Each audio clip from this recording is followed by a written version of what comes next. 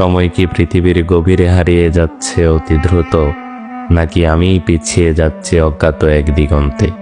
এই যে আরো একটি বছরের শেষ প্রান্তে এসে দাঁড়ালাম, কিছু কি অর্জিত হয়েছে, নাকি শুধুই বারবার নিজের ভেতরে একটা শূন্যতার জন্ম দিয়েছি?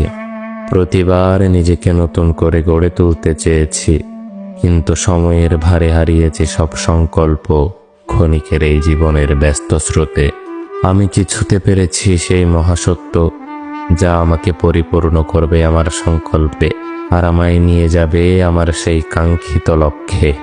নাকি তৃষ্ণার্ত প্রতীকের মতো শুধুই ছুটে চলেছি সেই মরীচিকার পেছনেই?